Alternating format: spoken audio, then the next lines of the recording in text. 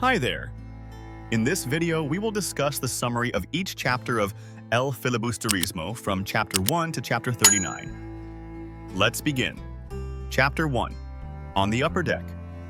One December morning, the steamship Tabo was navigating the winding path of the Pasig River toward Laguna. On the ship's deck are a mix of locals, friars, and officials, divided by social hierarchy, with Europeanized passengers enjoying the upper deck while locals crowd the lower deck. Among the upper deck passengers are Doña Victorina, a pretentious Filipina obsessed with European standards, Don Custodio, a pompous bureaucrat, Simón, a mysterious and influential jeweler, and various friars, including the sharp-tongued Padre Salvi and the Dominican Padre Sibila. They were discussing plans to improve the Pasig River and projects of the Obras del Puerto. Simón suggested digging a straight and direct path from the start to the end of the Pasig River. The excavated soil would be used to block its former course. Simón recommended using prisoners as laborers to save costs. If that wasn't enough, the citizens could be forced to work without pay. However, Don Custodio, a self-important official, disagreed with Simón's plan due to the potential for rebellion. Instead, he suggested compelling the residents near the Pasig River to raise ducks. The idea was that the ducks would eat snails, which would help deepen the river. Doña Victorina also opposed this idea as she detested duck eggs. Chapter 2. On the Lower Deck.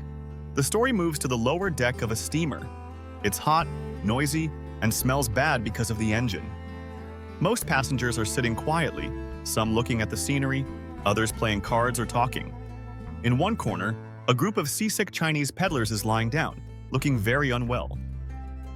Meanwhile, a few confident students are walking around, joking and flirting with young women. Two students, Basilio and Isagani, stand out. Basilio is a medical student known for his skills, and Isagani is a young poet. They're talking with Capitan Basilio, a rich man who's returning from Manila. They discuss Capitan Tiago's opium addiction, the difficulties of starting a Castilian academy, and how people like Padre Sibila are against it. Despite these challenges, the students are determined to keep going with their plans. Then, Simón, a mysterious jeweler, joins the conversation. He makes sharp comments about the poverty of Isagani's province and the influence of native priests. This upsets Isagani, who proudly defends his homeland. Simón's mysterious and condescending attitude makes Isagani uncomfortable. Later, Basilio tells Isagani that Simón is a powerful figure, often called the Brown Cardinal, and has close connections to the general. Meanwhile, Padre Florentino, Isagani's uncle and a respected native priest, sits quietly among the passengers. He's calm and dignified, unlike many other native priests at the time. The captain notices him and invites him to the upper deck, which shows how even among the clergy, there are social divisions. Chapter 3. Legends. Padre Florentino encountered people on the deck laughing as they discussed the awakening of the Filipinos and the controversies surrounding church dues. Simón arrived and expressed his regret for not witnessing the landmarks the steamboat passed. In his view, any place without a legend is unremarkable. This prompted the captain to share the legend of Malapad na Bato. According to him, it was once revered by the natives as sacred due to their belief that spirits resided there. However, when bandits began using it as a hideout, fear of spirits was replaced by fear of the bandits. The legend of Doña Jeronima was also mentioned.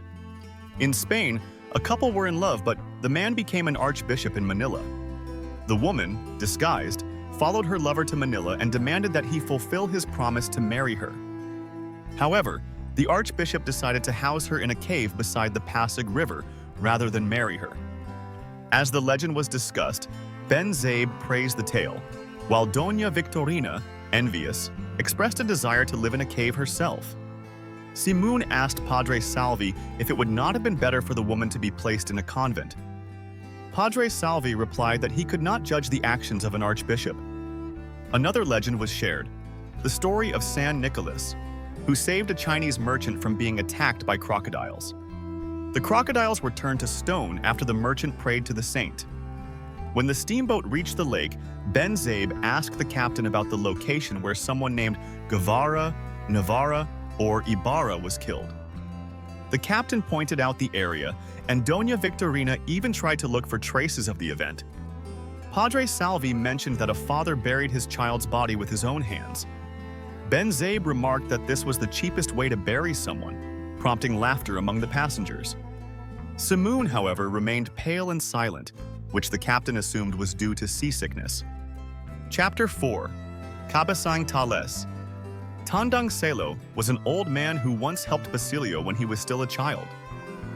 His son, Cabasang Tales, became a barangay captain and had 3 children: Lucia, Tano, and Julie. Lucia and Cabasang Tales' wife died due to malaria, leaving only Tano and Julie with him. Through hard work and perseverance, Cabasang Tales' family prospered. He partnered with investors in farming and started a sugarcane plantation on a piece of forest land. When he discovered that the land had no owner, he continued his business. He also planned to send Julie to college so she could keep up with Basilio, her suitor. However, when the farm flourished, the friars claimed ownership of the land and began taxing Cabasang Tales. The friars kept raising the taxes until it became unaffordable. Tales fought back by filing a case against the friars, asserting his rights in court. Yet he lost the case due to the friars' influence over the government. When Cabasang Tales could no longer pay the taxes, he resorted to guarding his land. Armed with a gun, bolo, and eventually an axe confiscated by the friars, he stood his ground. In the end, he was abducted by bandits because they believed he had money after hiring a lawyer for his case. The bandits demanded a ransom of 500 pesos. To pay the ransom, Julie sold her jewelry except for the gift from her boyfriend. When the money fell short, she worked as a maid in the house of Hermana Pinchang. This prevented her from continuing her education. Chapter 5. A Cochero's Christmas Eve. On Christmas Eve, Basilio returned to San Diego as a procession took place. His journey was delayed because his coachman, Sinong, had forgotten his cedula or residence certificate and was stopped by the civil guards. Sinong was abused, beaten, and taken to the station before being allowed to leave. As the procession continued, Sinong saw the 3 kings riding horses. He asked Basilio about the king of the Indios, who was said to be bound in a cave in San Mateo, waiting to be freed to defend the people against the civil guards. After the procession passed, the civil guards noticed that the lantern on Sinong's carriage was unlit. They scolded him again and imprisoned him. Basilio was left alone and decided to walk to Captain Tiago's house. While walking, Basilio observed that the houses had fewer decorations compared to the previous year. He passed by Captain Basilio's house, where a celebration was taking place with Sinong, Simoon, the parish priest, and the alferez in attendance. Basilio noticed that Simoon was busy selling his jewelry, while the priest and the alferez were persuading Captain Basilio to purchase some. When Basilio finally arrived at Captain Tiago's house, he learned from the servants about what had happened in the countryside and the arrest of Cabasang Tales, the father of his fiancée, Julie. Chapter 6. Basilio. In this chapter, Basilio is introduced as he leaves Captain Tiago's house at dawn to visit his mother's grave in the forest of the Ibarra estate. Reflecting on the past, he remembers the events from 13 years ago when he was tasked to gather wood for the burial of his mother and a wounded man. After those events, Basilio traveled to Manila, enduring hardships and hunger. By chance, Captain Tiago and Tia Isabel's carriage passed by him. Eventually, Captain Tiago took him in and sent him to study at Letran.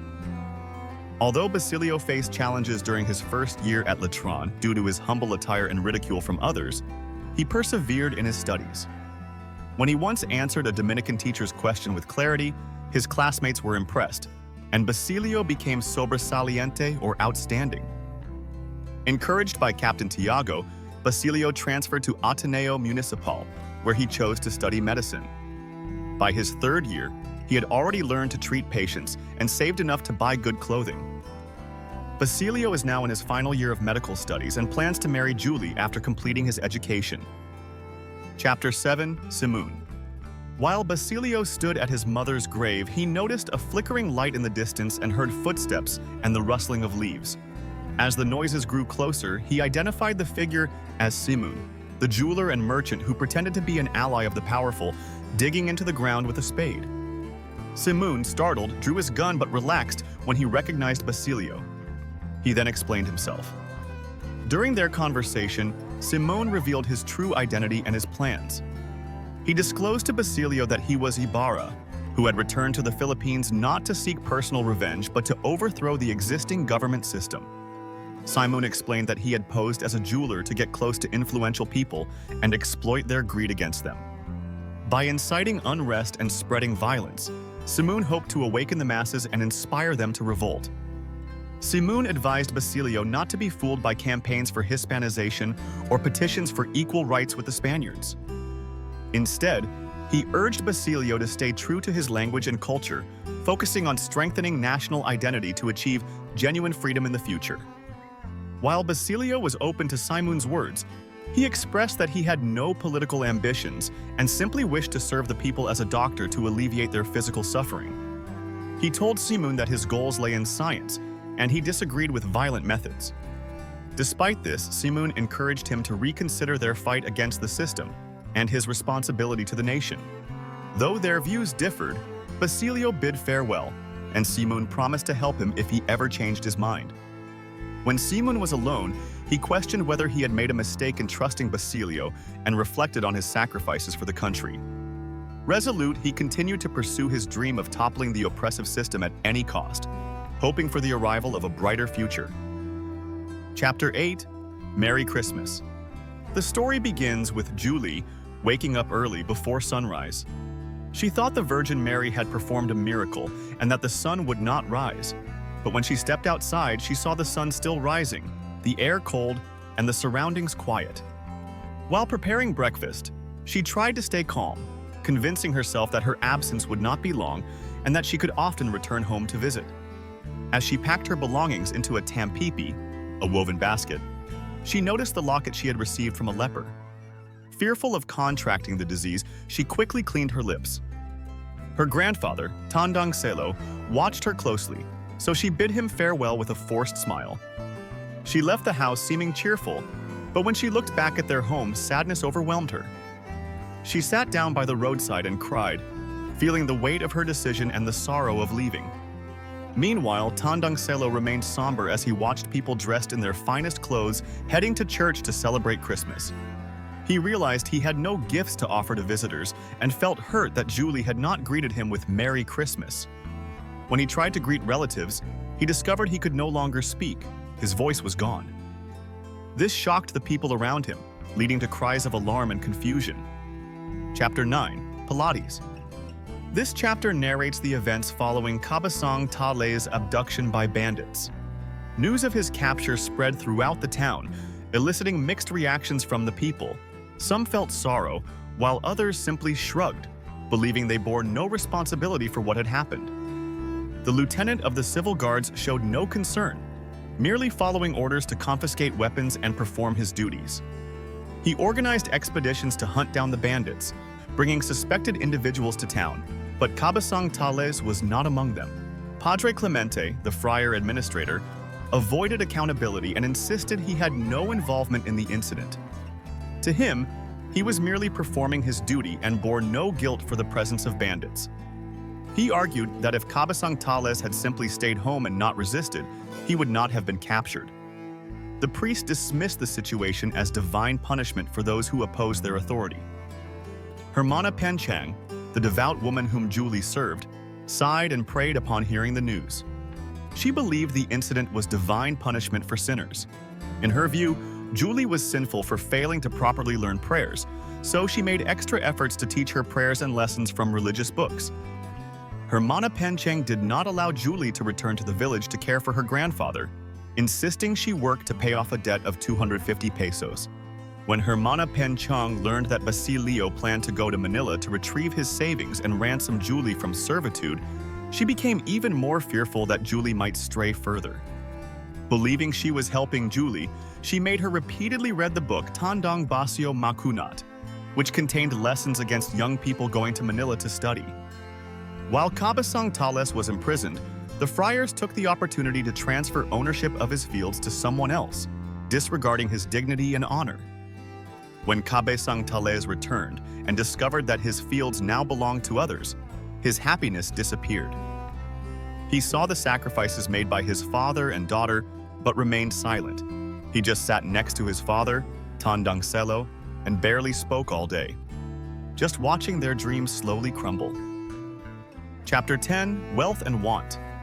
Simoon arrived with his assistants, bringing 2 trunks full of jewelry. Since Cabasang Tales had the largest house in the area, located between San Diego and Tiani, Simoon decided to stay there for a day and a night.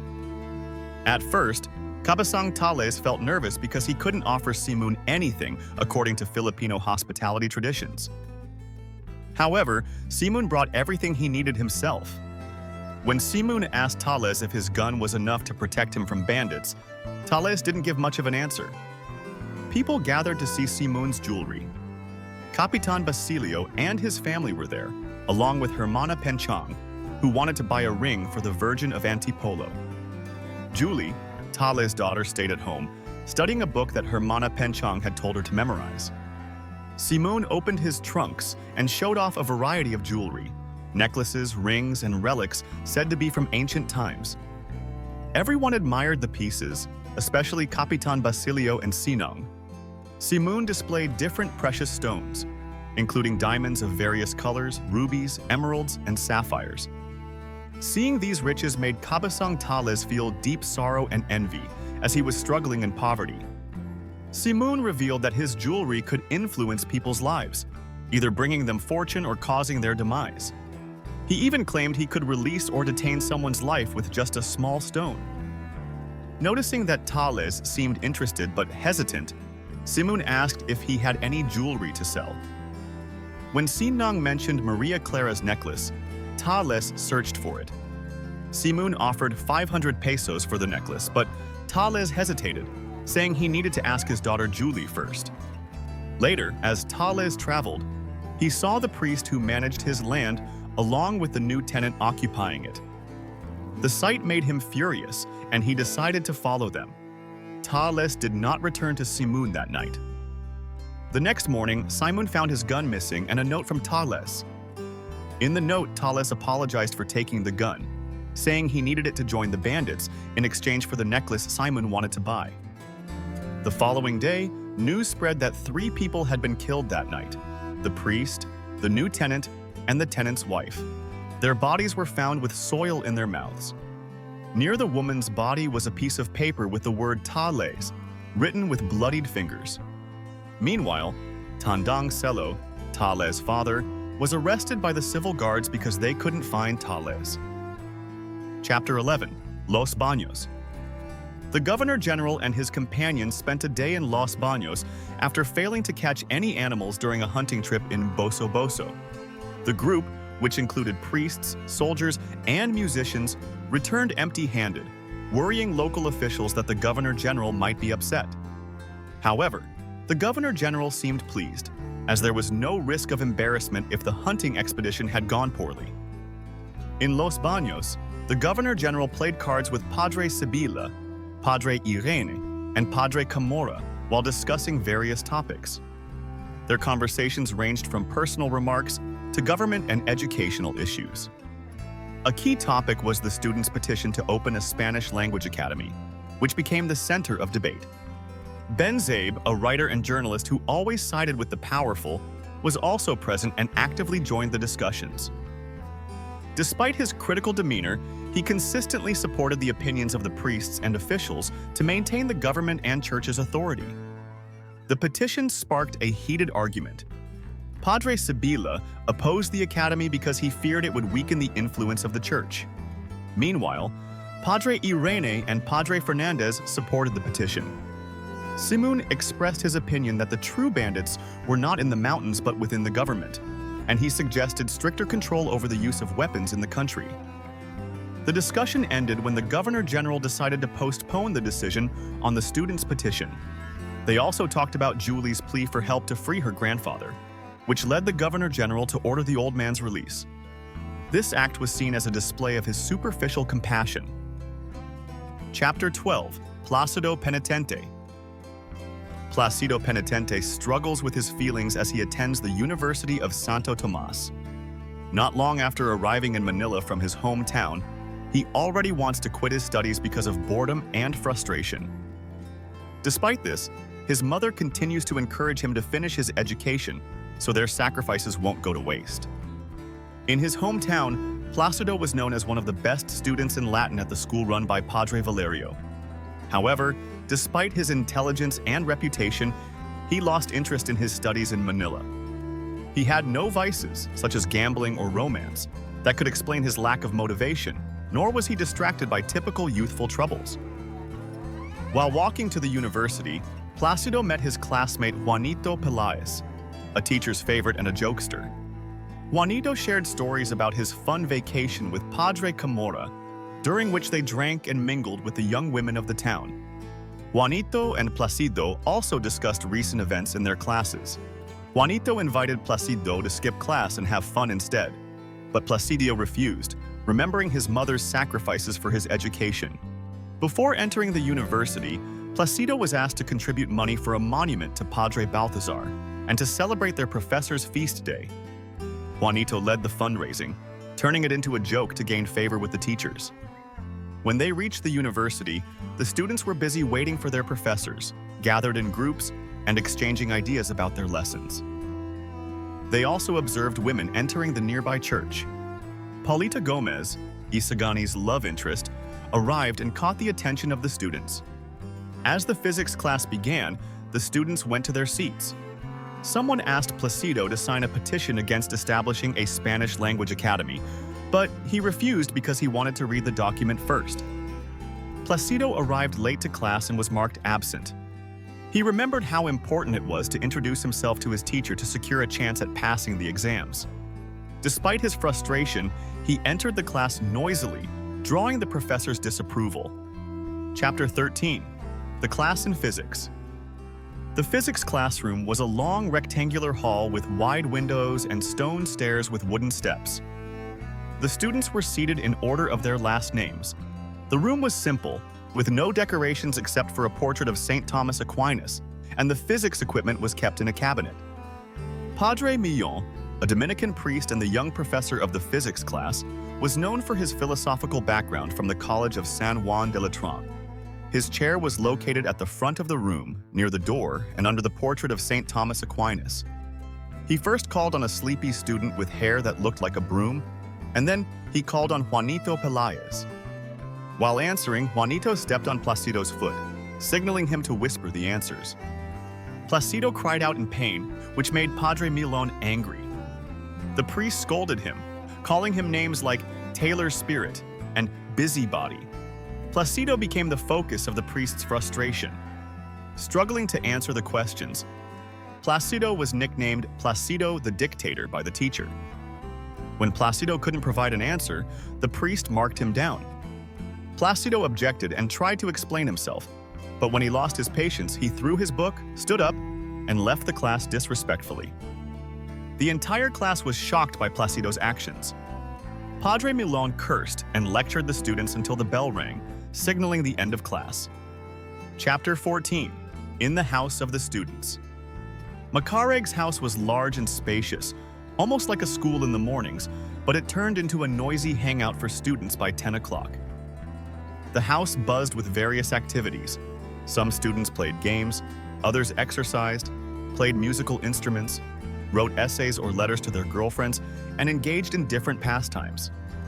In this house lived Macareg, a wealthy law student who hosted a gathering of prominent students like Isagani, Sandoval, Pexon, and Pelaez. They met to discuss their plans for establishing an academy for the Spanish language. Isagani and Sandoval were optimistic about the academy's success, but Pexon had doubts. They exchanged ideas and debated the best steps to take. Among the students, Sandoval stood out as a Spaniard who genuinely cared for and supported the Filipinos. Macareg shared good news. Padre Irene was backing their cause against those who opposed the academy. He added that they also needed the support of Don Custodio, a high-ranking school official.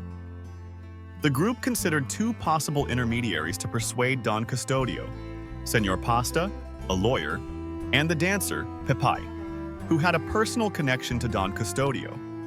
In the end, they decided that Isagani would approach Senor Pasta first to pursue a respectable and honorable way of seeking support.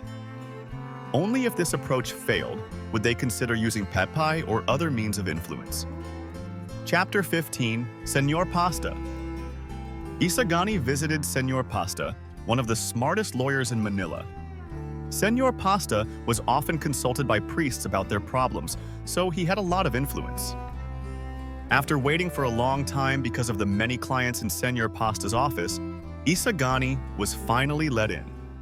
However, Senor Pasta did not immediately pay attention to him and continued writing. Once Senor Pasta finished, they began to talk. Isagani explained that the students were seeking Senor Pasta's support regarding their petition for the teaching of the Spanish language. He clarified that they simply wanted guidance in case Don Custodio consulted Senor Pasta about the matter. Even though Senor Pasta listened to Isagani, he showed no interest in getting involved. Instead, he tried to confuse Isagani by talking in circles about laws, rules, and decrees. Senor Pasta implied that it was risky for someone like him to meddle because he had many personal interests to protect. He claimed to love the country, but said there were limits to how much he could involve himself. Isagani argued that governments should listen to their people since citizens know their needs better than anyone. But despite his reasoning, Senor Pasta remained firm. He insisted that the government should be left alone to do its job without interference from outsiders. In the end, Senor Pasta advised Isagani to stay out of public issues. He suggested that Isagani focus on personal success instead, recommending that he marry a wealthy religious woman, practice medicine, and avoid involving himself in national matters. After their conversation, Isagani left feeling disappointed by the lawyer's views. Alone in his office, Senor Pasta reflected on his younger days when he had once wanted to serve his country. But he realized that such ideals were impractical and chose instead to prioritize his personal gain. Senor Pasta ultimately held on to the idea that every country has its own rules and standards, and not all ideals can be turned into reality.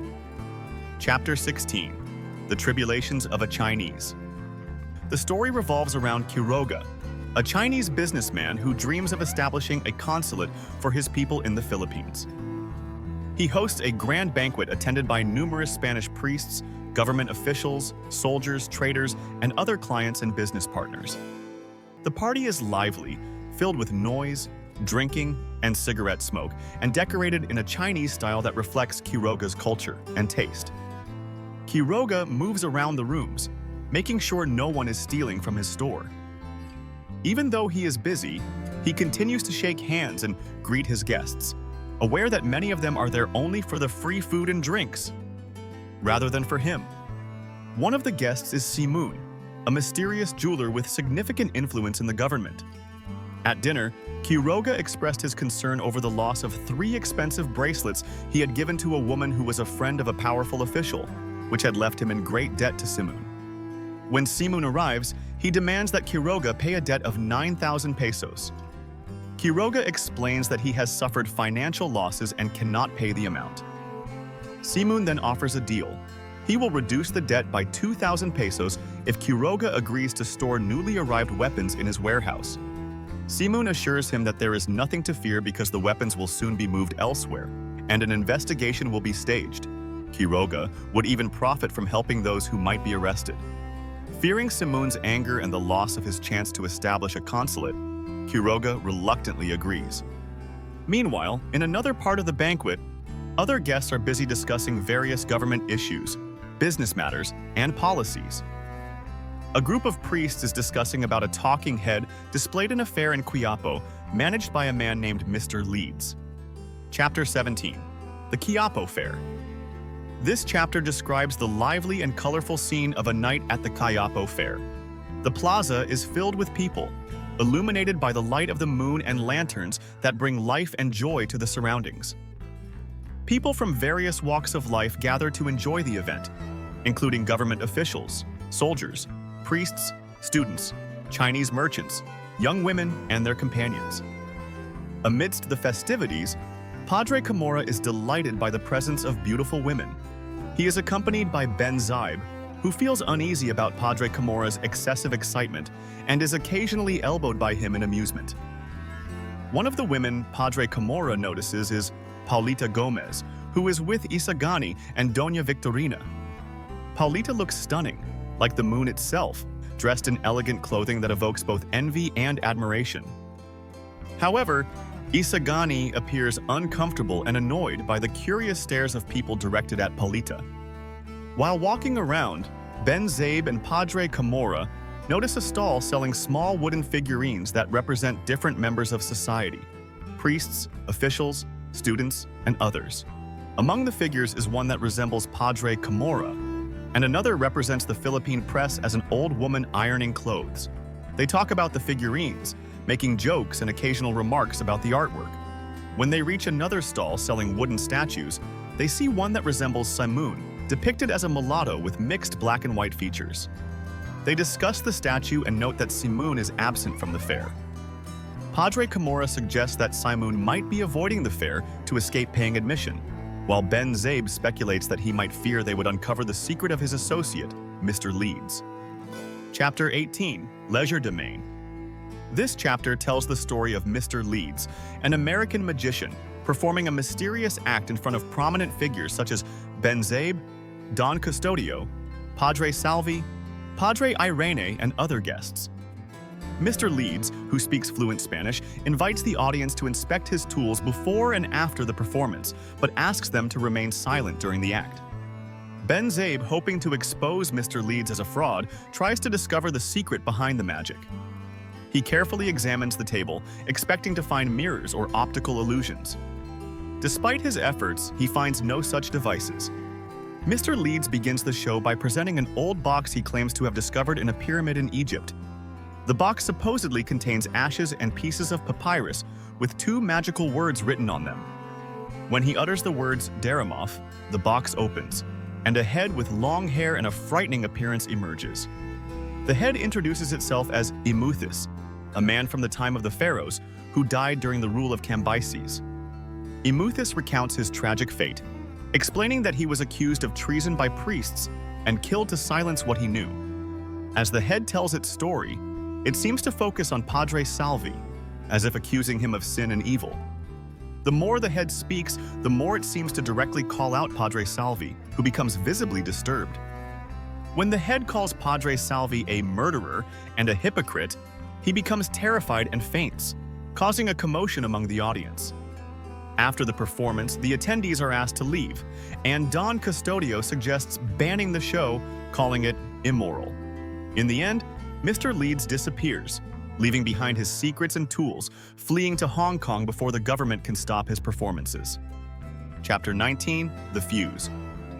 Placido Penitente stormed out of his class, furious after being insulted and humiliated by his professor. He felt a strong desire for revenge after enduring repeated mistreatment. As he walked along the streets, he encountered Padre Sibila and Don Custodio in a carriage and felt an urge to throw Padre Sibila into the river. Later, in Escolta, he saw two Augustinian friars joking around and considered punching them, but restrained himself. When Placido arrived at the silversmith's house where he lived, he found his mother, Kabasang Andang, who had just arrived from Batangas. He told her he planned to quit school, which deeply saddened and worried her. She reminded him of the sacrifices they made for his education and advised him to endure and remain humble despite their struggles, knowing the priest controlled the fate of students. Placido, however, refused to listen to his mother's pleas and wandered the streets of Manila again. Hungry and reluctant, he returned home but found his mother still waiting. She told him she planned to seek help from the Augustinian procurator to resolve his issues at the university. Placido strongly opposed this and left the house again without eating. He went to the dock and saw a ship bound for Hong Kong. He thought about running away, becoming wealthy, and returning to prove to the priests that he could succeed without their help or oppression. While wandering around the fair, he saw Simoon talking to a foreigner. Placido approached Simone and shared his frustrations and plans to leave for Hong Kong. Simone invited him to join his carriage. As they traveled, they saw Isagani and Paulita Gomez together. They proceeded to a hidden location where Placido met a man making gunpowder and planning a rebellion. Simone instructed the man to coordinate with military officials and Cabasang Tales for the revolution. While some were hesitant, Simone assured them they had enough allies to proceed with their plan. After 2 hours of discussion, Placido left Simone's house feeling conflicted and uncertain about what he had heard. The next day, he listened more calmly to his mother's advice. He agreed to her suggestion of seeking help from the Augustinian procurator and sent Cabasang Andang back to Batangas to prevent the priests from discovering she was in Manila. Chapter 20. The Arbiter. This chapter focuses on the character and role of Don Custodio de Salazar y Sanchez de Monterredondo, also known as Buenatinta, in the issue of establishing a Spanish-language academy. Don Custodio is a prominent figure in Manila society, having risen to his position by marrying a wealthy mestiza and accepting various government roles. Despite his lack of knowledge and experience, he is often praised and called hardworking, active, and intelligent because of his high status and involvement in public affairs. Don Custodio tries to find the right solution by consulting various people. He speaks with Senor Pasta, but their conversation leaves him even more confused due to conflicting advice. He also approaches Pepe, a dancer with whom he had a close relationship, but she only asks him for unrelated favors, such as money to bury her aunt. While Don Custodio continues to ponder, the narrative reflects on his past. He once went to Spain for medical treatment but was largely ignored there due to his lack of education. Frustrated, he returned to the Philippines, boasting about his experiences in Madrid to appear knowledgeable and deserving of recognition. Although he claims to be liberal, he believes Filipinos are naturally submissive and should not aspire for more to maintain order. After 15 days of studying and deliberating on the students' petition, Don Custodio struggles to make a decision. He wants to please everyone, the priests, officials, and his friends. Despite his doubts, he finally reaches a decision. In the end, Don Custodio feels overjoyed, believing he has found a clever and beneficial solution for all. He enthusiastically begins writing his decision, though the exact nature of his resolution remains unclear. Chapter 21. Manila Types. On the night of the performance of Les Cloches de Corneville at the Teatro de Variedades, the venue was packed, and tickets sold out quickly.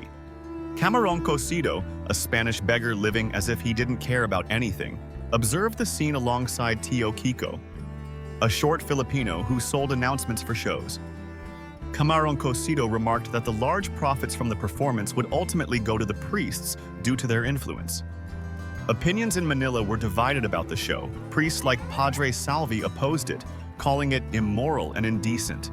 On the other hand, some defended the performance, including military officials and those eager to show off their knowledge of French. This controversy brought attention to figures such as the Captain General, Simone, Quiroga, and the performers. As Camarón Cocido observed, he noticed people who seemed out of place in their clothing and demeanor, acting suspiciously. At one point, he saw them approach a carriage carrying Simone and overheard them mention a signal involving a single gunshot, hinting at a serious plot happening behind the scenes of the performance. Camarón Cocido also overheard a conversation between two men, claiming the priests were more powerful than the Captain General and hinting that their actions were tied to a deeper plan. While Camarón Cocido felt pity for what was happening in the country, he chose to stay uninvolved, remaining indifferent. Outside the theater, Tadeo was bragging to a newcomer, pretending to know prominent people in the crowd and boasting about his connections. Doña Victorina, Paulita Gomez, Juanito Peláez, and other notable figures including Padre Irene and Don Custodio also arrived at the event. When Macaraig, Pecson, Sandoval, and Isagani arrived, they offered Tadeo and his companion extra tickets since they had spares.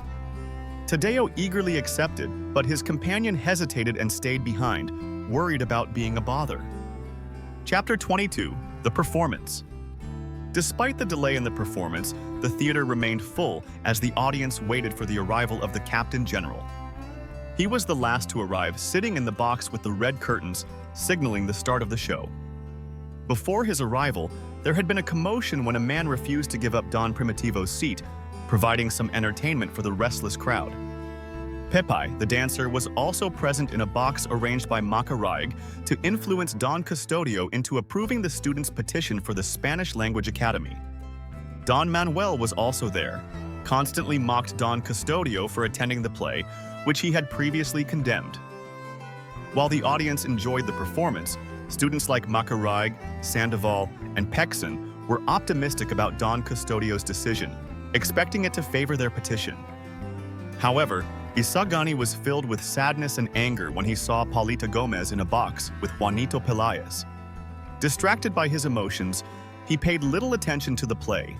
On stage, Gertrude and Sir Paulette sang and entertained the audience, including Padre Irene, who was there to observe the show on Padre Salvi's orders. Sir Paulette recognized Padre Irene as a former acquaintance from Europe, adding a playful dynamic to the performance. A woman arrived, boasting about being late, but she became angry when she saw an empty box. People booed her, and she called them idiots, which further aggravated the chaos. Meanwhile, Ben Zabe, the critic, continued to ridicule the performance, dismissing the actors as talentless and claiming the show lacked artistic value. Some men in the audience eagerly awaited the can-can dance, only to be disappointed when it was not performed. The audience also noticed Simun's empty box, sparking rumors. Some said he had been seen with Mr. Jouet and had given a necklace to one of the performers. His absence led to speculation that he was preoccupied with other plans to influence people. The students discussed Don Custodio's decision regarding their petition. Although their request was approved, the academy would be managed by a religious order, likely the Dominicans of the University of Santo Tomas. Instead of celebrating, the students were deeply disappointed and decided to gather at a local eatery, where their frustration turned into sarcasm and mockery of their failure. Chapter 23: A Corpse. Simun and Basilio did not attend the theater. Around 7 in the evening, Simun left his house twice and returned with different people. At 8 o'clock, Macaraig saw him near the convent of Santa Clara as the church bells tolled to announce a death. At 9, Camaroncosito spotted him outside the theater with a student to whom he had given a ticket before disappearing into the darkness. Basilio, meanwhile, stayed home, busy studying and caring for Captain Tiago, whose condition worsened due to his heavy use of opium. Despite being mistreated and insulted by the sick man, Basilio endured everything out of gratitude and love for his fiancée, Yuli. Both Simun and Padre Irene encouraged Basilio to continue caring for Captain Tiago. Later that night, Simun visited Basilio at Tiago's house. He inquired about Tiago's condition, and Basilio explained that his health was failing due to the poison spreading through his body. Simun compared Tiago's poisoned state to the Philippines, saying the country was also full of poison and at risk of collapse. Simun again urged Basilio to join the rebellion against the Spaniards, declaring that anyone who didn't help would be treated as an enemy. He also proposed rescuing Maria Clara from the Santa Clara convent during the chaos, but Basilio informed him it was too late. Maria Clara had died earlier that day. Simun refused to accept the news, denying it repeatedly. Basilio explained that he had learned about her death through a letter from Padre Salvi to Padre Irene. Upon hearing of his daughter's death, Captain Tiago had turned even more heavily to opium in his grief. When Simón confirmed Maria Clara's death, he was devastated. He left the room in a state of anger and despair, his cries of anguish audible as he departed. Basilio, deeply affected by the encounter, lost his motivation to continue his studies and reflected on the tragic fates of Simón and Maria Clara, both consumed by broken dreams and unfulfilled hopes. Chapter 24: Dreams. Isagani walked along the Malecon de Manila, feeling sad and thinking about his relationship with Paulita. He was worried about what might happen after the events of the previous night, where he had seen her with Juanito Peláez at the theater. Carrying 2 treasured letters she had written to him, Isagani prepared himself for the worst, remembering the happy moments they once shared, such as moonlit walks and whispered conversations after church. However, everything around him now felt gloomy and lifeless. As he walked, he overheard Ben-Zabe talking near the Anda monument about Simun, who had fallen seriously ill and was refusing visitors, even high-ranking officials. Hearing this, Isagani felt bitter, noting how Simun's wealth earned him special treatment, while wounded soldiers were ignored. He reflected on the sacrifices made by those defending their homeland, finding their struggle far more honorable and meaningful than his current sadness. This reflection led him to dream of a heroic death for his country, which he considered a noble way to live and die. Suddenly, Paulita arrived in a carriage with Doña Victorina and her friend. When Paulita smiled warmly at him, Isagani's worries vanished. Paulita explained that she had only gone to the theater because her aunt insisted, reassuring him that she had no interest in Juanito Peláez. She even joked about her aunt wanting to marry Juanito, which amused them both. Despite having the opportunity to criticize Juanito, Isagani chose to speak kindly of him, concealing his true feelings out of respect. Doña Victorina, obsessed with finding her missing husband, Don Tiburcio, soon gave Isagani and Paulita some privacy. The two talked about their dreams for the future. Isagani spoke with pride about his seaside hometown, describing its beauty and the freedom he felt there. However, he admitted that since meeting Paulita, the place felt incomplete without her. Paulita, used to city life, disliked the idea of living in a rural area, especially after hearing about the leeches in the mountains. Instead, she dreamed of luxurious train travel, though such a thing seemed impossible at the time. Isagani shared his vision of a prosperous future for the Philippines. He imagined the islands connected by railroads, bustling with factories and modern cities, and governed by justice and equality. He dreamed of a united and free country where Spaniards and Filipinos worked together for the common good. Paulita, however, doubted these lofty dreams, calling them unrealistic. Her skepticism hurt Isagani, but he resolved that even if their plans failed, he would find meaning in sacrificing his life for the nation. He hoped Paulita would take pride in his efforts, even if his sacrifice was the only outcome.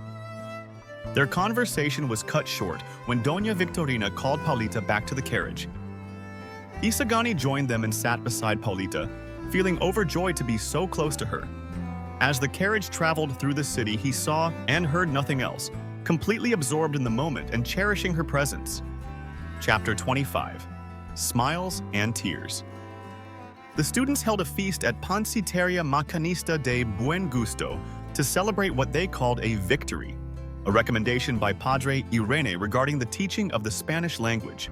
14 students attended, including Sandoval, Macareg, Pexon, Tadeo, and Isagani. Despite the laughter and jokes, their frustrations and disappointments with the system were evident because the government often failed to meet their expectations and fulfill their hopes. Isagani arrived full of cheer, but Juanito Peláez was noticeably absent. Tadeo commented that it would have been better to invite Basilio instead of Juanito, because they might have been able to get him drunk and extract secrets about the missing child and a nun. The students dedicated different dishes to notable figures: the pancit lang lang to Don Custodio, the lumpiang inchik to Padre Irene, and the torta to the priests. While the mood was festive, there were some objections, such as Isagani disagreeing with comparing the priests to crabs. Tadeo supported Isagani's sentiment. Tadeo and Pexon gave speeches filled with humorous criticism of the priests and the government. Pexon noted how the priests meddle in people's lives from birth to death. Macaraig, on the other hand, dedicated the pancit guisado to the government and the country, symbolizing how Filipinos were being exploited, similar to how the Chinese profited from their land. Amidst the joking, it became clear that their remarks carried a serious message about their disappointment with the system and the government. They noticed someone watching and spying on them from outside, which angered Macaraig and the others. They discovered it was a servant of Padre Sabila, the vice-rector of the university, who later climbed into Simun's carriage. The feast ended with laughter and joking, but the students carried a mix of fear and frustration about their future under the control of the priests and the government. Chapter 26. Pascanades. Basilio woke up early to visit his patients at the hospital and handle matters related to his graduation at the university. He also planned to speak with Makareg to borrow money since he had spent his savings on rescuing Julie and providing shelter for his family. As he walked, he didn't notice that the students around him were acting strangely, whispering and looking scared. At San Juan de Dios Hospital, he ran into a professor who was close to him. The professor asked if he had attended a dinner the night before. Realizing that something serious had happened, the professor advised Basilio to go home immediately and destroy any documents that could incriminate him. When Basilio asked if Simon was involved, the professor said Simon wasn't because he was injured and confined at home. The trouble involved only students. At the university, Basilio learned that posters containing rebellious messages and threats had been found. The students said that many members of their association would likely be punished or even arrested. Despite feeling nervous, Basilio decided to go to the university to figure out what he should do. He saw Isagani arguing with his classmates, who seemed frightened by the situation. Isagani urged them to face the issue bravely and not back down. He said it didn't matter who wrote the posters. What was important was standing firm in their beliefs. Eventually, Basilio decided to leave and visit Makareg to address his financial needs. However, when he arrived at Makarag's house, guards arrested him because his name was on a list of students suspected to be involved with the posters. Makarag was also arrested, and they were both taken to the civil government office. On the way there, Basilio explained to Makarag why he had come. Makarag promised to help him with his needs and joked about inviting the guards to their future graduation celebration. Chapter 27: The Friar and the Filipino. Padre Fernandez and Isagani had an important conversation that led to a heated exchange of ideas. Padre Fernandez admired Isagani's courage and conviction, but was also concerned about the complaints Isagani raised about the priests, especially the Dominican educators. Isagani was honest about his thoughts and openly said that priests, who should be guardians of education, were instead holding back knowledge to keep Filipinos submissive. He criticized the priest for preventing intellectual freedom, which he believed was done to stop people from questioning their authority and actions. He stated that freedom, knowledge, and justice must go together, and that the priests had failed in their duty to provide proper education. For Isagani, the priests' continued oppression of Filipinos was turning society into hypocrites and stripping people of their dignity. In response, Padre Fernandez explained that education should only be given to those who deserve it. However, Isagani argued that the priests themselves had shaped the current state of Filipino youth. He pointed out that a nation kept in chains becomes full of pretenders and produces more slaves, which was happening in their society. In the end, Padre Fernandez acknowledged his defeat in the debate against a Filipino student who was more courageous and upright. The priest admitted that even he faced a dilemma between their duty and the government, which they often use as an excuse for their shortcomings. Isagani concluded the debate by exhorting priests to stop hiding behind the government and face their responsibility to the people. Chapter 28: Fear. News spread in the newspaper El Grito about Ben Zaib's prediction that education could cause unrest in the Philippines. According to Ben Zaib, education was harmful and dangerous for the country, and recent events seem to prove his point.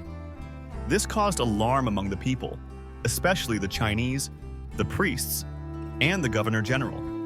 The priests, who often visited Quiroga's store, stopped coming, which made the Chinese merchant panic. Fearing the chaos might escalate, Quiroga went to Simaun's house to ask if he should use the weapons stored in his warehouse, as advised by the jeweler. However, Simun refused to see anyone and said to let things be. Don Custodio also did not meet with Quiroga, as he was busy preparing plans in case of an attack. When Quiroga went to see Ben Zaib, he found him armed with guns, which frightened him even more. Quiroga hurried home and pretended to be sick out of fear. Rumors spread that students and bandits from San Mateo were planning to join forces to start a rebellion. There were also claims that German ships were stationed nearby to support the uprising. Discussions about the students' supposed plans scared many people, and some suggested using the opportunity to take harsh measures, like arresting and shooting suspected rebels. Despite precautions, incidents of violence and panic still occurred. A soldier mistakenly attacked children playing and grabbing coins outside a church, leading to greater fear and people fleeing in panic. In another area, a policeman was shot, and others died due to false alarms about enemies. There were many opinions about who was behind the controversial posters. Some believed it was Padre Salvi or Quiroga trying to cover up other schemes. Towards the end of the chapter, Ben Zabe found the body of a native woman in Luneta while walking. However, he chose not to report it in his newspaper. Chapter 29. The final tribute to Captain Tiago. This chapter describes the lavish funeral of Captain Tiago. Padre Irene was appointed as the executor of Captain Tiago's will. Most of Captain Tiago's wealth was donated to Santa Clara, the Pope, the Archbishop, and various religious orders. Only 20 pesos were allocated for the tuition of poor students, an idea proposed by Padre Irene as a defender of young scholars. Although Captain Tiago removed Basilio from his will for supposedly being ungrateful, Padre Irene promised to personally restore the inheritance using his own money. There was a debate about what Captain Tiago should wear for his burial. Captain T. Nong suggested a Franciscan robe to protect him from hellfire, but in the end, Padre Irene decided on one of Captain Tiago's old outfits, saying, "God does not care about appearances." Stories spread that Captain Tiago's soul appeared to the nuns, wearing his favorite frock coat, carrying a rooster, chewing betel nut, and smoking opium. Gamblers joked about whether Captain Tiago would hold cockfights in heaven with St. Peter and what the outcomes might be. During the funeral, 3 priests officiated the Mass, and special ceremonies made the event even grander. Incense was burned, holy water was sprinkled on the coffin, and Padre Irene sang Dies Irae from the choir. Many admired the extravagant funeral, including Doña Patrocinio, who had been Captain Tiago's rival in religious devotion. She envied the grand display and even wished to die soon so she could have a funeral that surpassed his. Captain Tiago's death became an opportunity to showcase his status and popularity, causing jealousy among those who wished for an even more luxurious burial for themselves. Chapter 30. Julie. The sadness in San Diego continued after the death of Captain Tiago and the imprisonment of Basilio, but the people were even more heartbroken over what happened to Basilio. In the town of Tiani, Julie was deeply affected when she learned of her beloved's imprisonment. She couldn't accept that no one was defending Basilio, especially since his only protector, Captain Tiago, had already passed away. Julie thought that she had to find a way to save Basilio. She tried to seek advice from Hermana Bali and other officials, but they could do nothing because Basilio was in Manila. In the end, the judge suggested that only Padre Camorra could help free Basilio. Julie hesitated to approach Padre Camorra out of fear and anxiety, especially since the priest was known for his abusive behavior. Despite her reluctance, Hermana Bali continued to convince Julie to humble herself and ask for the priest's help, as it was Basilio's last hope. After several days of hesitation, Julie went with Hermana Bali to the convent. Julie was filled with dread and fear, but in the end, she was forced to enter the convent due to the taunts and pressure from the people around her. Unfortunately, what Julie feared most happened. She was abused by Padre Camorra. That night, it was reported that Julie jumped from the convent window, leading to her immediate death. The incident shocked and saddened the entire town. Tandang Selo, Julie's grandfather, was deeply hurt and raged in front of the convent, but no one listened to his cries. In his grief and sense of injustice, he quietly left the town and never returned, carrying the heavy burden of losing his granddaughter. Chapter 31. The High Official. Despite the tragedy that Julie experienced, it was never mentioned in the newspapers. Instead, the news focused on events in Europe and praises for the general, highlighting his so-called kindness. Most of the students, including Macarag and Isagani, were already released from prison, but Basilio remained behind bars, accused of owning prohibited books. The high official attempted to defend Basilio, mentioning that he was a good student and was close to finishing his medical studies. However, a disagreement arose between him and the Governor General.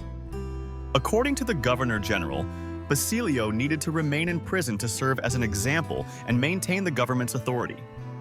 For the Governor General, it was important to maintain fear and discipline through punishment, even without sufficient reason. The high official tried to express his fear that the people might revolt if their rights continued to be trampled upon and put at risk.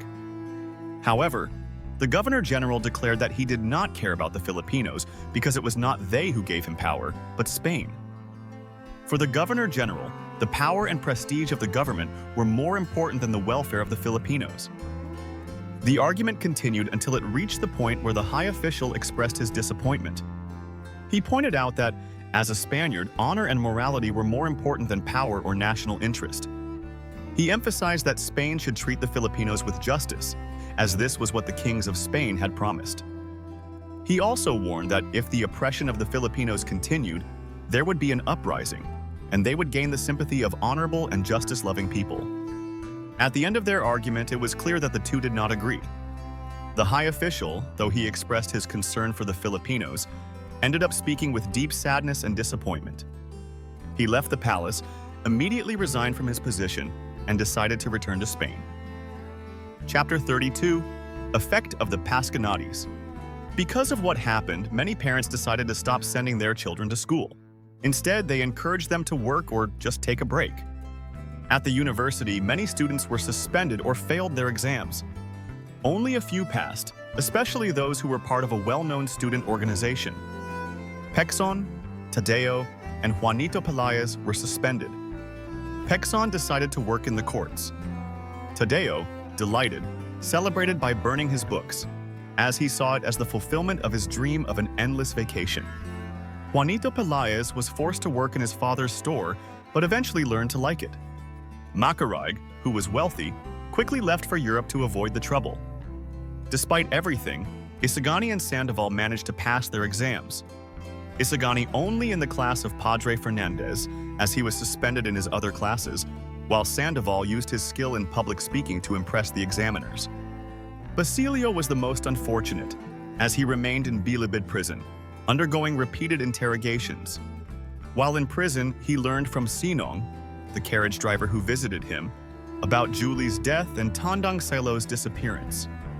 Meanwhile, Simone recovered from his illness but became more reclusive and mysterious. There were rumors that he would host a grand farewell banquet to thank people for his recovery and to say goodbye before leaving the country. He frequently visited the store of Don Timoteo Peláez, and people speculated that they had become business partners. It was also rumored that Juanito Peláez would marry Paulita Gomez, and many eagerly anticipated the grand wedding. All of Manila became preoccupied with the upcoming wedding of Juanito and Paulita. There was even a competition among people to secure an invitation to the lavish celebration, which Don Timoteo proudly announced and was believed to have been organized by Simun. Many businessmen tried to befriend Don Timoteo and Simun in hopes of being invited. The wedding reflected Paulita's decision to choose a life of luxury and security over a future with Isagani, who no longer seemed appealing to her because of his preference for heroism over a stable and comfortable life. Chapter 33: La Última Razón. In this chapter, Simun is preparing to leave with the Captain General, who wants to leave quickly due to fear of being persecuted or facing revenge from people they had wronged. Many rumors surrounded Simun. Some believed he wouldn't dare stay behind because he feared the new general, known for being fair. Others thought he couldn't separate from the Captain General due to their schemes together. Simun called for Basilio and then locked himself in his room, instructing that only Basilio would be allowed to enter. When Basilio arrived, Simun noticed how much the young man had changed. He was thin, untidy, and seemed like a completely different person. Basilio expressed his deep regret for being a bad son and brother, saying he had failed to avenge what happened to his family. Now, he was ready to join Simun's revolutionary plan, a complete reversal from his previous rejection of rebellion. Simun was pleased with Basilio's decision and admitted that it gave him renewed strength to push through with his plan. Simun shared that he had lost hope many times and doubted his mission, but now, nothing could stop him. He showed Basilio a bomb shaped like a pomegranate that contained nitroglycerin. He explained how it would be used during a banquet. When lit and adjusted to control the brightness, it would explode, destroying the place and igniting hidden gunpowder stored in the ceiling and floor. Simun told Basilio that he wouldn't need to assist with the explosion, but would have another important mission. After the explosion, the uprising would begin, led by Simun and Kabasang Tales. Basilio's task would be to lead the unarmed citizens in seizing the weapons stored in Quiroga's warehouses. Basilio would also need to take control of the bridges and set up barricades to support the revolution. Simun declared his unwavering determination. Anyone unwilling to fight would be considered an enemy, and there was no place for cowards. He believed violent change was necessary to build a new society, and bloodshed and death were sacrifices that had to be made. Despite some hesitation, Basilio decided to follow Simun's plan, driven by anger and resentment. Chapter 34. The Wedding. The story begins with Basilio walking along the street, wondering how to spend his time before the terrible event he was anticipating. It was only 7 in the evening, and he had nowhere to stay since it was vacation time, and most students had gone back to their hometowns. Isagani was the only student left in Manila, but he was also nowhere to be found, and no one knew where he was. Basilio had no money, carried nothing but a revolver, and his mind was filled with thoughts of the disaster that Simun's lamp would bring.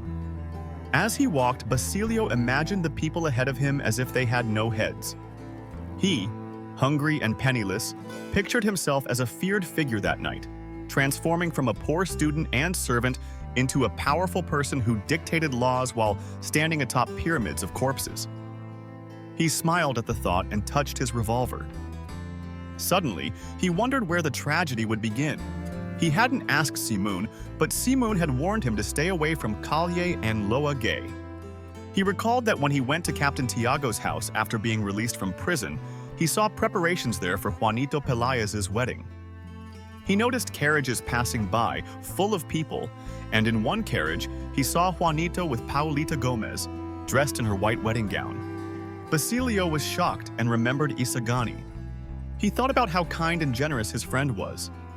He considered warning Isagani about Simun's plan, but realized Isagani would never take part in such violence. As he pondered his fate, Basilio saw Simone carrying the lamp, wrapped and riding in a carriage headed to Calye on Loa Gay. He recognized the driver, Sinon, who had once taken him to San Diego. Basilio realized that everything would happen there, so he headed to Calye on Loa Gay. When Basilio arrived at Captain Tiago's house, he saw it filled with guests, lights, and lavish decorations. Don Timoteo Pelayas, Juanito's father, was hosting a grand celebration for his son's wedding to the wealthy Paulita Gomez. He had renovated the house, replacing all of Captain Tiago's old belongings with expensive furniture that seemed to come from Europe. The wedding was a grand display of success for Don Timoteo. He believed the lamp Simone gave was just a luxurious gift, unaware that it would cause a terrible disaster. While everyone was busy celebrating, Basilio secretly watched, knowing that the tragedy caused by Simun's lamp was imminent. Chapter 35. The Fiesta. At 7 in the evening, guests began arriving at Captain Tiago's house for the grand banquet celebrating the newlyweds. From ordinary people to high-ranking officials, Don Timoteo warmly welcomed everyone. Among the attendees were the newlyweds, Doña Victorina, and the priests Padre Salvi and Padre Irene. However, the general had not yet arrived. Inside the house, there was some chatter and mild tension regarding the wall decorations and the wait for the general. When the general finally arrived, Don Timoteo's worries disappeared. Outside the house, Basilio was watching the guests arrive. He was anxious about what might happen and thought of warning the people inside. But when he saw Padre Salvi and Padre Irene, he changed his mind. Basilio also saw Simun carrying the lamp, which seemed suspicious. He sensed hesitation in Simun's demeanor as he headed to the banquet. After briefly speaking with the general and other guests, Simun disappeared from Basilio's view. Basilio wanted to save the people inside, but was stopped by the guards because of his appearance. Simun gave orders for the guards to leave for Escolta and hurry. As Basilio was leaving, he saw Isagani and urged him to get away. He explained the danger of the lamp and pulled Isagani with him. Inside the house, the guests noticed a piece of paper with the words Mayon Thossil Fares and the signature of Juan Crisostomo Ibarra. Everyone was shocked, especially Padre Salvi. The captain general wanted to call the guards, but there were none he recognized, only unfamiliar servants. He ordered everyone to continue eating and ignore the prank. Don Custodio interpreted the note, saying it meant they would all be killed that night. Fear gripped the guests and someone suggested their food might be poisoned. Suddenly, a shadowy figure grabbed the lamp, threw it into the river, and then jumped in after it. Chapter 36. Ben Zaib's Afflictions. After the chaos at Don Timoteo's house, Ben Zaib rushed home to write an article. He portrayed the captain general and the priests, especially Padre Irene, as heroes. He described Padre Irene's act of hiding under the table as an act of bravery, and claimed Padre Salvi fainted out of sorrow for the Filipinos' rejection of his teachings. Ben Zaib also praised Don Custodio's wisdom and painted the guests as strong and courageous heroes. However, the newspaper rejected his article because the Captain General strictly ordered that the incident not be mentioned to avoid embarrassing the government. Ben Zaib was deeply disappointed, as he had worked hard on the article, hoping it would bring honor to his profession and the government, but his efforts went to waste. Meanwhile, news spread about a robbery at a priest's rest house in Pasig. Reports said 3 bandits stole nearly 2,000 pesos and injured a priest and 2 servants. Ben Zaib planned to exaggerate the story, making the priest a hero who fought the thieves with a chair. But when he arrived at the scene, he found that Padre Camorra had only minor injuries, a scratch on his hand and a bruise on his head from falling to the floor. It turned out that only 3 or 4 bandits were involved, and they stole just 50 pesos. Dissatisfied, Ben Zaib still wanted to sensationalize the incident to use his prepared article. However, a bigger story emerged. Several bandits were captured and revealed plans to attack convents and wealthy homes. They claimed the plans were led by Matanglawan, or Cabasang Tales, and further linked Simun, the jeweler, as their leader and a close ally of the Captain General. Ammunition and gunpowder were found in Simun's house, and rumors of his potential plans against the government quickly spread. Chapter 37. The Mystery. Despite efforts to keep things quiet, news about the events on the night of the banquet spread quickly. At the house of Capitana Loleng and Capitan Toringoy Orenda in Santa Cruz, the conversation revolved around what Chichoy, a thin silversmith, had discovered. He said there were sacks of gunpowder hidden beneath the pavilion used for Don Timoteo's banquet. They were found under the tables, floors, roof, and behind the chairs. According to Senor Pasta, the culprit might be one of Don Timoteo's enemies or a rival of Juanito. Capitana Loleng warned Isagani to hide to avoid being accused, but he just smiled and stayed quiet. The investigation was led by Don Timoteo and his friend Simun, who ordered unnecessary people to leave the area. As the discussion continued, the people shared different suspicions. Some thought the priests, Quiroga, the students, or Macarag might be responsible. However, Chichoy revealed that a government informant claimed Simun was the mastermind behind the plan. Everyone was shocked, especially upon learning that Simun had left the venue before dinner started. The group also speculated about Simun's mysterious wealth and power. Bin Dai, one of Capitan Toringoy's children, recalled seeing a blue flame at Simun's house, which some believed was a sign that he was a demon. Eventually, it was mentioned that the chaos at the banquet was caused by someone who stole the lamp filled with gunpowder, a gift from Simun. The aftermath revealed that Simun had planned to detonate the lamp and cause massive destruction. It remained a mystery who stopped the plan, but everyone realized how close they came to a tragedy that could have killed many people. Isagani, who quietly listened throughout the conversation, seemed to know something about what happened but chose to stay silent. At the end of the chapter, Isagani left the Orenda house and returned to his uncle. Chapter 38. Fatality. To hide the government's weakness, suspected bandits were arrested. 6 or 7 farmers were captured by the civil guards after a series of attacks by Matanglawin in different provinces. The prisoners were forced to walk under the scorching sun, their hands tied, barely clothed, and barefoot. The civil guards, who were also Filipinos, made them suffer under the intense heat. If anyone slowed down or fell, they were beaten with tree branches. The leader of the civil guards, Mauteng, was ruthless in his cruelty toward the prisoners, hurting them to force them to confess to being bandits. During their journey, a soldier named Carolino disagreed with the guards' brutality. He confronted Mautang, but Mautang simply replied that since they were all Filipinos, there was no problem in hurting them. Suddenly, bandits attacked the group from the mountains, leading to an exchange of gunfire. Mautang was shot and killed, and several soldiers were wounded, including their leader. Fearing defeat, the leader ordered the prisoners to be shot so no one would escape. The prisoners begged for mercy, but they could do nothing but accept their fate. As the fighting continued, a man appeared on top of a rock, waving his gun. The leader ordered Carolino to shoot the man. Though hesitant, Carolino was forced to fire, and the man fell from the rock. When they climbed the mountain, they found the old man lying there. It was none other than Tandang Selo, Carolino's grandfather. As he lay dying, Tandang Selo looked at Carolino with deep sadness and sorrow. With a trembling hand, he pointed toward the back of the plateau, as if giving Carolino a final warning. Carolino couldn't believe that he had shot his own grandfather, Tandang Selo, who now died before his eyes.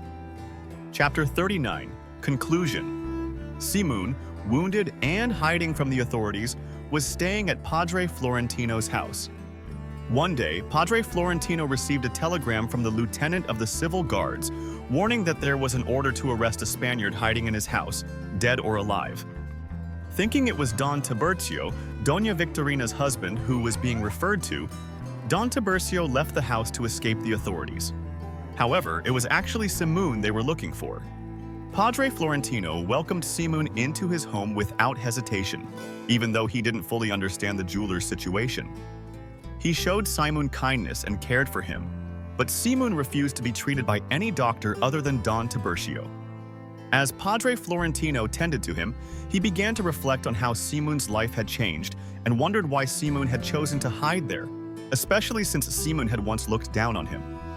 Facing his dire situation, Simun decided to take poison to avoid being captured by the authorities. As death approached, Simun revealed his true identity to Padre Florentino as Crisostomo Ibarra and shared his story of returning to the Philippines after 13 years of absence. He recounted his dreams, his desire for revenge against those who ruined his life, and his plans to start a revolution to free the country. He asked the priest if what he had done was right and why God had not helped him in his mission.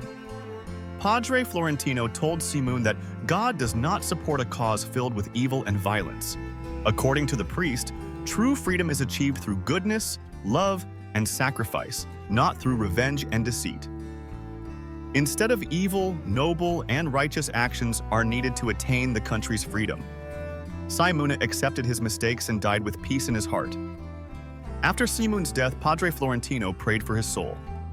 He took the box of jewels and treasures Simun had left behind and threw it into the sea from a cliff.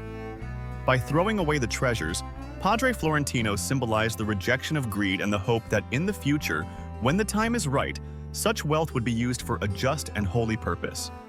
And that concludes our discussion of the summary of each chapter of El Filibusterismo. If this video helped you, don't forget to like, subscribe, and click the notification bell to stay updated on our future videos. Until next time, thank you for watching.